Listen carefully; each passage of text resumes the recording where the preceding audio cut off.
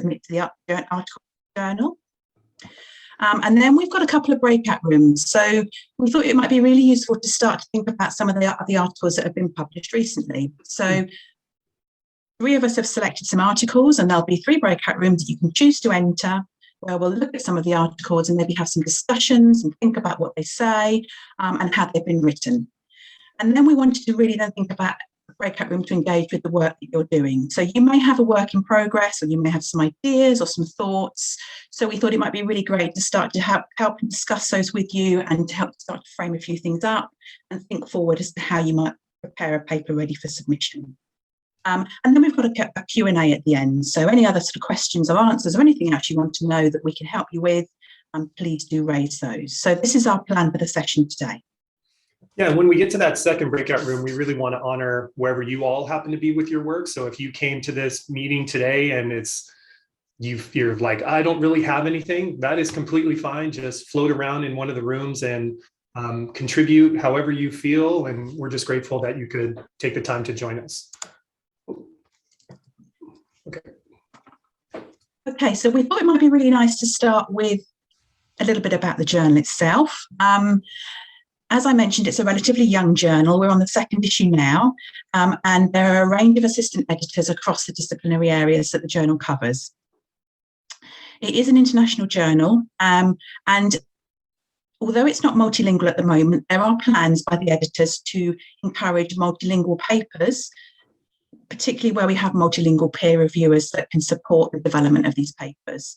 So the idea is to make it truly multilingual and international, and have that breadth of scholarship across different countries, regions, and so on. All articles are at least double-blind peer reviewed, and the idea is that it's an open access journal. So the editors are really keen for it to be open access so that scholarship can be shared across communities that we work with. It also has a really broad reach. Being the Journal of Posthumanism, it's not specific to one different type of discipline. So it's a very inter and transdisciplinary range of subjects that can be selected. And there are assistant editors that sit within each of those strands. And I know that Bretton's got a word cloud soon to show you some of the different areas, but things like social sciences, humanities, arts and STEM. And in fact, there is a call for proposals for a special issue at the moment around security and religiosity. So please do have a look at the journal. And some of the things that are in the about the journal areas is it's about this notion of deconstructing boundaries. So boundaries and binaries around species, ethnic groups, cultures, sexualities, gender, and the world more broadly. So it's a very wide breadth. And some of the emphasis have been around biomedicine, technology, engineering, and computer technologies. So we could be welcoming papers on robotics, AI, and virtualness. Not my specialist area, but we do have assistant editors and reviewers who can actually do that. And also, if we're really mindful of some of the things we are experiencing at the moment with climate change and biodiversity, we're all concerned with this, with Anthropocene futures and the precarity of our environment and ecological context. I think some of the papers that we've picked starts to unpick some of those things. So in the breakout room for the first papers, I know particularly one of the papers that I've picked does that. So it's really just trying to have that breadth and up to the moment scholarship of things that are really important to us and to our posthumanist and materialist ways of thinking. So these are some of the things that are in the journal. Let me see. Okay. Yeah, and I can hop in here too as well. Thank you for the overview, Nikki. The Journal of Posthumanism is committed to scholarship that attends to this essential question. So I'm going to just go ahead and read it for us. It says, what does it mean to be human in this technology-saturated, ecologically damaged world, and transcend the traditional conception of the human while encouraging philosophical thinking beyond humanism?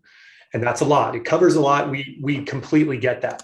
So if that is the commitment of the journal to attend to that question, perhaps these might be the orientations or the themes that potential submissions may want to take up.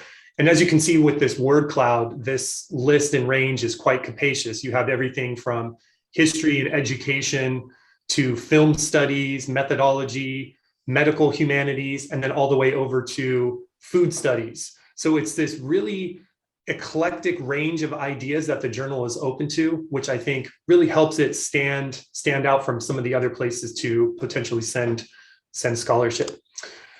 Speaking with the founding editors, as Nikki and I were preparing for this, we wanted to ask them, what would you like to impress upon all of our participants today? And this was the top thing that they articulated to us. What is the original contribution of my paper? And the thinking behind this question comes from a lot of the comments that our reviewers are sending in on works that they are reviewing for the journal. And that is, perhaps the article was well written and interesting to a certain degree, but it doesn't do enough to push the field forward. It doesn't do enough to advance the conversation. And so for those people who are interested in submitting something, we want to make this, really foreground this idea of make clear what is so original, what is unique about the ideas that you are trying to lay out in your paper. I think that is of the utmost importance here. Originality, uniqueness, and so forth. Okay, so a couple nuts and bolts for potential artists and authors. There are 4 different types of articles that the journal is interested in receiving. There are full-length articles that are ranged between 5,000 and 6,000 words. There are shorter pieces, which could be commentaries or interviews. Those go up to 3,000 words. And the journal is also committed to highlighting some sort of arts-based piece in each one of the issues that is going to come out. Obviously, we can't control what is coming into us, but it's our goal to try and, really foster this, we want artists to submit their work, and those pieces would look like some sort of picture of a piece of artwork and then a little bit of text that goes along with that, perhaps expounding upon the methodology or the meaning or significance or so forth. And then lastly, we have book reviews that we are interested in receiving. Those can be up to 1,500 words. Katie is going to drop a link in the chat. There is already a quite exhaustive list of potential books that could be reviewed on the webpage. Those books are from the last couple of years. So while it is, there are quite a few on there, that is not the all powerful list, so to speak. If there's something that you find that you're interested in reviewing, we would love to hear from you. Also embedded in that link, there is an email address where if you have an inquiry about, hey, I have this idea for a book review, we would love to hear from you. Okay, so we're going to move and shift into our breakout rooms, our first breakout rooms this morning, because our conversation today, we really want this to be an interactive session where there's a lot of talking across these different breakout rooms, and then we'll come back together as a whole group in between the breakout rooms just to touch base. So in this first breakout room, you are going to have 3 options of rooms that you can join. In each one of these rooms, there is going to be a paper that's being highlighted. And in room 1, you have Forms of Intelligence, Co-Species Care in More Than Human Worlds, a piece that was written by Kajal Modi. In room 2, you have a piece titled Refocusing the Anthropocentric Gaze, a photo essay by Jasmine Ulmer. And then the third room is The Vital Life of Kitchens in Higher Educational Institutional Workspaces, Material Matterings, Effective Choreographies, and Micropolitical Practices by the wonderful Carol Taylor. And so the way that we think these breakout rooms are going to go, you can join one of those rooms. We'll take, say, maybe between 12 and 15 minutes for everyone to just give that article, get your eyes on it, give it a quick read, and then come together for the second half of the breakout room session and start to discuss the originality. What is so original about this piece? How does this push the conversation forward? How might this attend to that essential question that we centered at the beginning of this presentation? And then also you're welcome to share any connections or resonances, anything that reverberated with you as you read it, and so forth. Okay, so I'm going to stop sharing my screen now, and hopefully this will make it a little easier for folks to join the breakout room sessions. And Katie, myself, and Nikki, we will also be joining one of these rooms to help facilitate or answer questions about process or what's happening.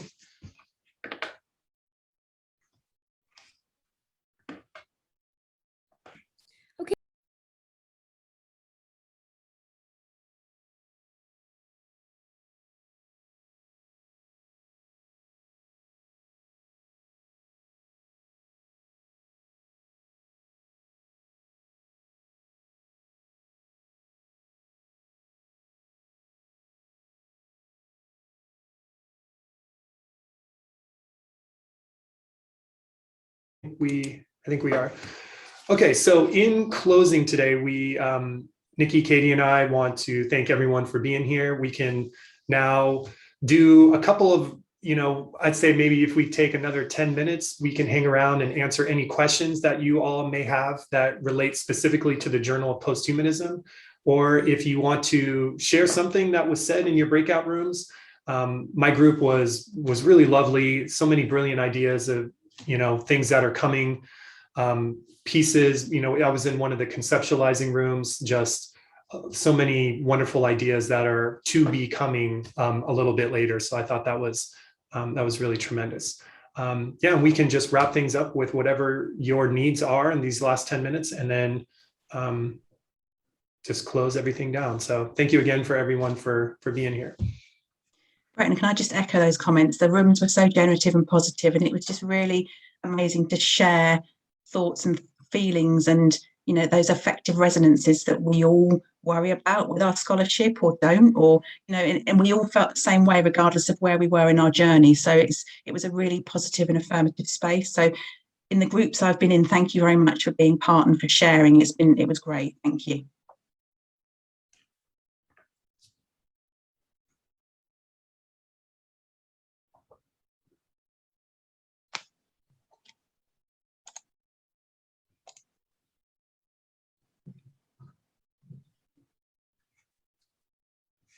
And I'm going to share my screen here with Nikki and I's contact information. So if you maybe have a question down the road and you want to just reach out to us about anything about the journal, we'd be happy to do our best to answer it. Or anything else you want to communicate with us via email or Twitter or whatnot, that's cool too. So here's let me just pull this up and I'll share this. While Breton sharing that, sometimes a nice first way in, if you've not written a journal article before, is to do a book review. That's always a good way to start things moving. If this is your first time and you're not sure, a book review is sometimes a really great way to start, because you get feedback from the book review editor, and that can help you sort of gain that confidence if you are earlier on in your journey sometimes. So, and there are some really interesting books on the list. So if there's anything in there that might pique your fancy, please do contact the book review editor. Nicoletta will come back to you really quickly. Or if there's a book that you've got that you think you would like reviewed, or a book you've seen that you'd like reviewed, just email Nicoletta on the book reviews email and she'll get back to you.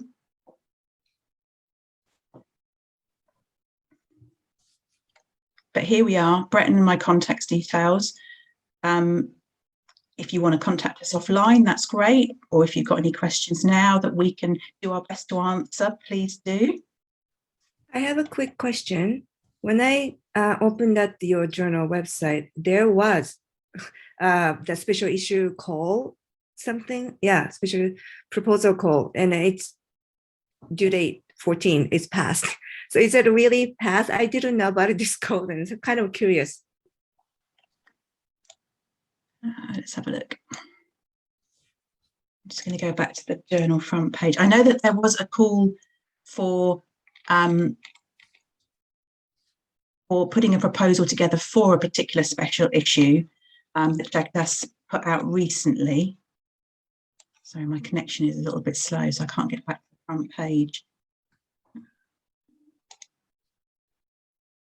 Yeah, I think that cactus was quite keen to see a special issue proposal on post-human international relations, and this needs to be in by April the 15th of 2022, but the journal itself accepts papers at any time. So if you have a paper that you are thinking of submitting, there is no time date within that. And what normally happens is when there's sufficient papers for an article, for an edition, then they get published. So we have papers that are currently under review at the moment. So if there's anything in there that you think, actually, I'd like to put my paper in on this, please just do submit, and you get to choose which area you think it fits best into. So you end up getting an associate editor who actually fits your sort of discipline area as well. So aside from the special issue, we're accepting papers all the time. Okay, thank you so much. Sorry, Nikki, can I ask, do you have to have the completed paper to actually submit, or can you put in an abstract? At the moment, it's completed papers. So sometimes for special issues, the journal editors or the issue editors might ask you to put an abstract in before the paper. But if you're putting a paper in, then it's a full paper. Or you might want to do one of the shorter pieces. There was a shorter artistic piece, maybe, you know, so it doesn't have to be necessarily a full paper, but it could be a commentary or an artistic piece that you want to get in. So it really depends on what you've got and at what stage you think it might be in. Thank you. And I just wanted to lift up from the chat that Lucy had asked about the possibility of contacting an editor, maybe with an idea, just to see if it's suitable. And so Breton had responded that he or Nikki would be happy to get those emails. So feel free to reach out, you know, maybe send just a couple of sentences, you know, include what you think the contribution would be, that kind of thing, and then they can help you out. Definitely. And if it sits outside our disciplinary boundaries, then we'll find one of our other associate editors who you can start to have that conversation with. I think probably most of us are materialists. I would say educators of education of sorts, but we had an archaeologist in our group as well. So, you know, I think we will find somebody who can help and support you from our group of assistant editors, because there's quite a few of us. So if we can't help, one of our colleagues will be able to.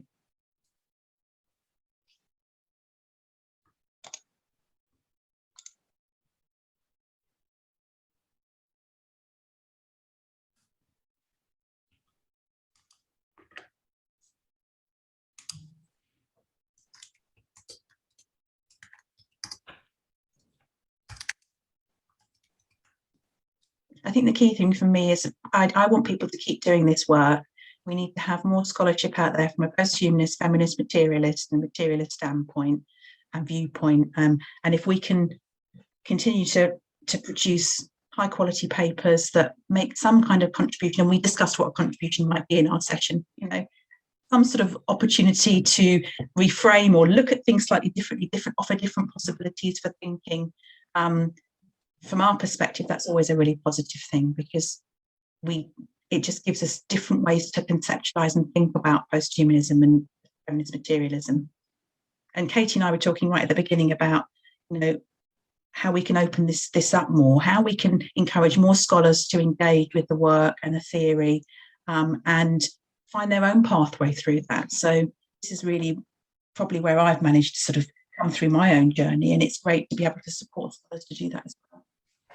Yeah, we talked about in my group the possibility of maybe having a bit of a follow-up where folks can bring some current writing, maybe just a paragraph or two around a concept, and we can share ways that we're trying to make it accessible. And in particular, look from a meta-linguistic standpoint and talk about what kind of strategies we're using. And so that way we can open up, like, what are the possibilities?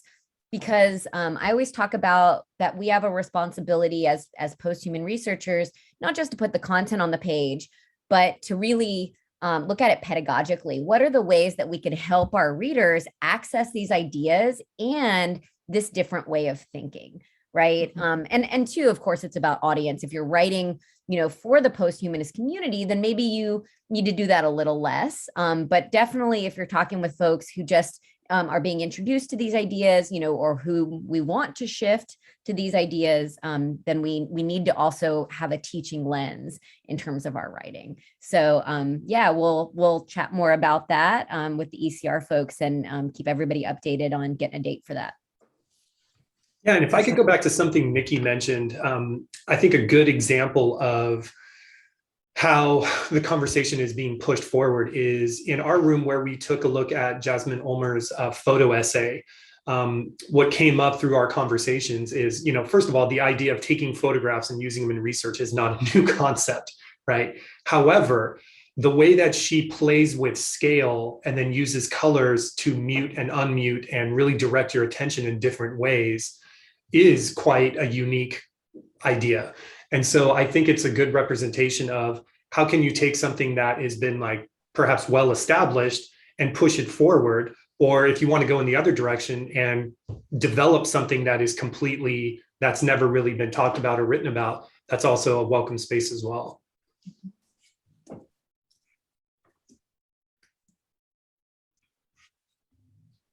Indeed. And I think in one of our sessions, probably the first one, we talked about you can write creatively. What are the creative ways of writing? And, you know, whether or not you want to put things like poetry in there or imagery or connections to other things. I mean, I'm toying with the idea of QR codes, and I know that Karen Morris does that in one of her books, you know, a QR code that takes you somewhere. And I know I've seen some theses where there are connections to YouTube videos and to other objects or things. So yeah, I think sometimes it's important to reflect how we can keep pushing some of those boundaries, but actually making it scholarly and how it connects with some of the things that we are doing with the posthumanist community.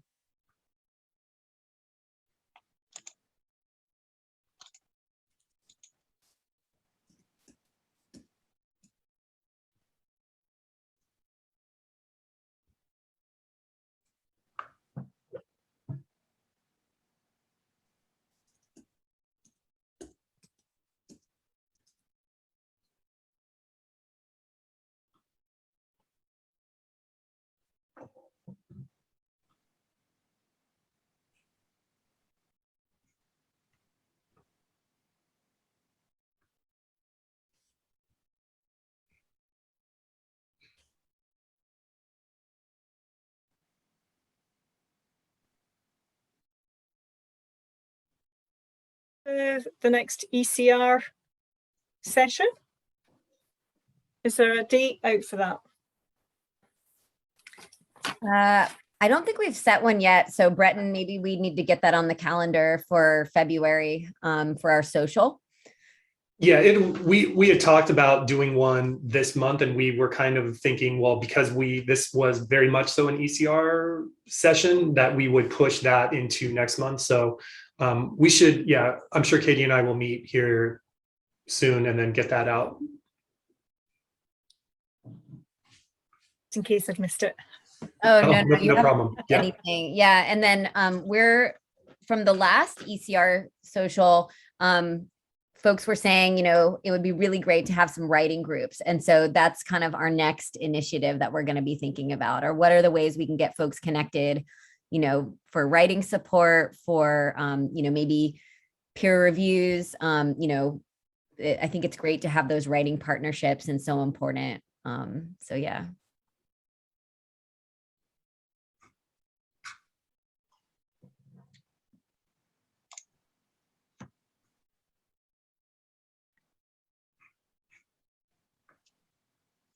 I wanted to say that I really feel inspired, and I have butterflies in my belly. Thank you for this great session. Really, very nice. Thank you so much, Nadia. I think the connections and the collaborations and the discussions that we've all had in our groups, we probably all feel similar to you. And it's always a lovely way for me to end the day and for other colleagues to start the day, to just sort of connect with people and get those feelings and those resonances from others. So thank you so much for that. Yeah, thank you, Nadia. And actually, I was just thinking about something that you said in our breakout room, your idea of engaging with cactus and cacti as ancestors. I'm sitting here looking at my desk, and I have this wonderful little cactus sitting right here. Here's the top. So where I live in Northern California, cactuses are a big part of our landscape. So I love that thought. That was wonderful. Yeah, Nadia, make sure you come to our next social so we can get you connected. I will have to look and see if we have anybody who's in the Caribbean. I know we don't have anyone from Aruba, but we may have folks that are close to you. And Aruba, you know, I'll come for a visit. So Me too. We're hosting the ECR conference in 2022 in Aruba. Yeah, we can do a writing retreat here. And I'm in it. And Breton, it would be great to collaborate on the cactus, maybe perspective from different, you know, from the world. Yes, hey, absolutely. I would love it. I'm thinking photo essay. I don't know, just. Oh my gosh, I love that. Actually, my partner is always trying to tame down my love of cactuses because we have 2 young children. And I'm like, okay, I think I'm going to put a cactus here. And she's like, no, you can't do that. The kids will bump into it. So I would love that. That would be amazing. Tell her it's a form of experiential learning. I know. It's like what we could do a whole piece on like the affect of cactus. Like it's amazing.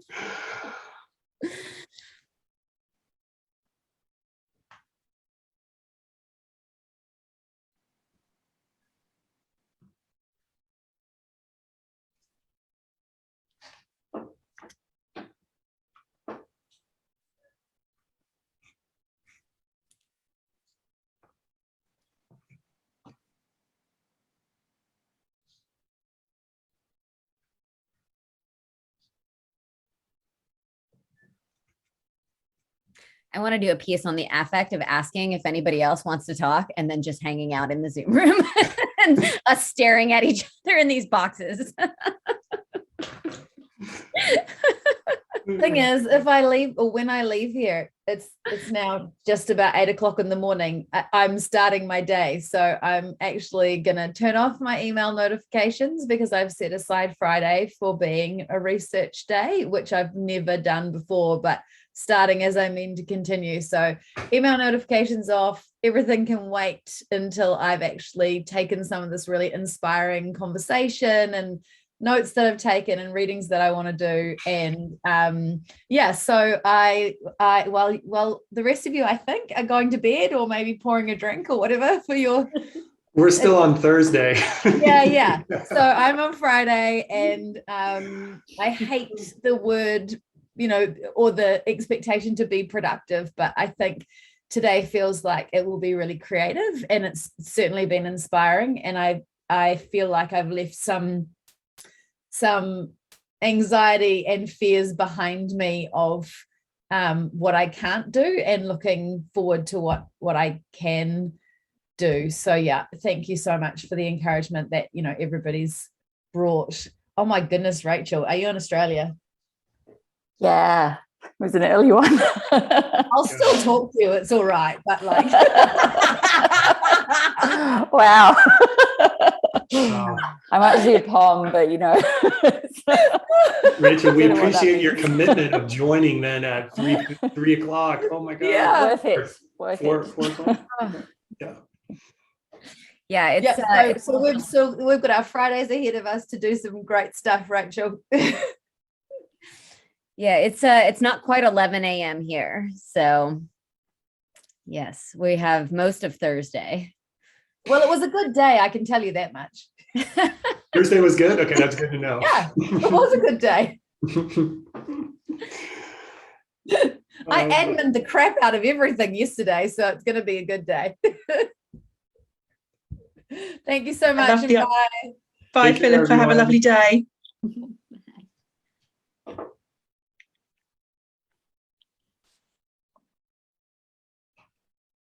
Thank you very much. Catch a quick cup of coffee and then get back down to some writing. So it's been amazing. Thank you so much. And See you soon, we'll see Liz. you all soon. Okay, take care. See you later, Liz. Bye. Bye. I'm also going. Nice meeting you all, and see you in the next month. All right. Bye, Nadia. Bye. Bye. Yeah, I'm next as well. I'm going to go now, and thank you all so much. It's been absolutely amazing. And I don't know why, but I'm thinking of hedgehogs. I think it must be the cactus. I'm connecting with nature again. In the UK, we get lots of hedgehogs who are hibernating. And I don't know why I was thinking of hedgehogs. They're very prickly, experiential things. And we had our doggies found one recently, and we kind of nurtured it back to health.